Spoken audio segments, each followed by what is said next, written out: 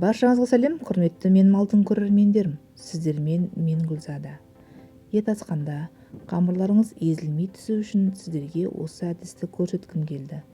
Қайнап тұрған еттің сорпасын кесемізге құйып, тұзын салып, жақсылап, ергенше араластырып аламыз. Сорпаларыңызды сәл жылылау қылып қолдансаңыздар болады. Керегімізше ұнымызды алдық, електен өткізілген.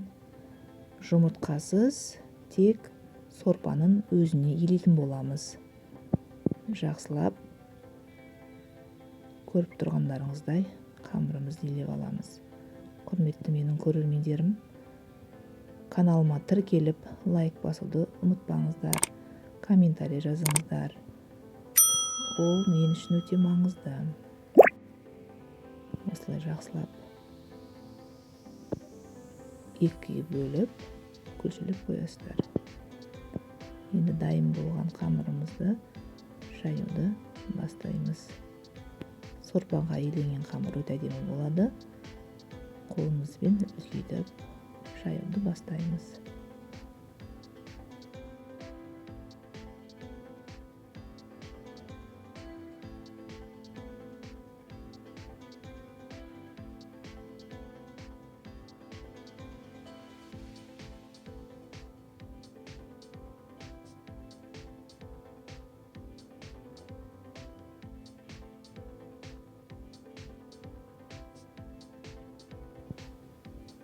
Құрметті көрермендерім, сіздерге көп рахмет. Менің каналымды көріп, мені қолдап отқандарыңызға, қазақша контенттің дамуына үлес қосыватсыздар. Каналды көріп, осылай жайып аламыз. Екі қамыр бірдей жайылған. Тағы сәл жайып жіберу керек.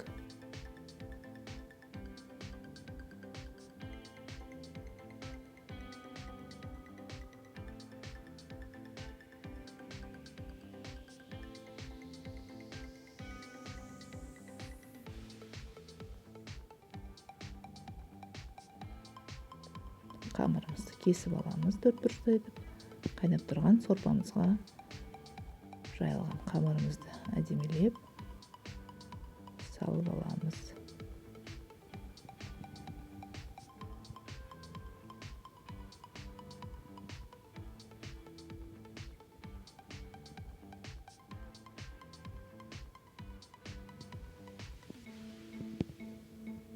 Сорпамыздың бетін жауып, қайнағанын күтеміз. Қайнап шықты. Көріп тұрғандарыңыздай көбігі бар. Қамырдың піскенін білу үшін мынау көбіктері тарқайды.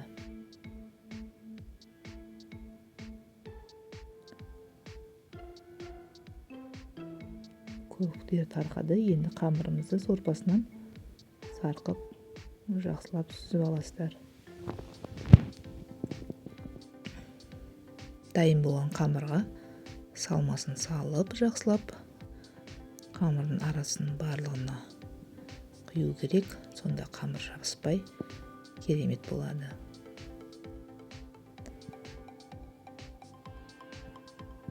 Осы әдісті қолданыңыздар. Барлықтарыңызға ас болсын.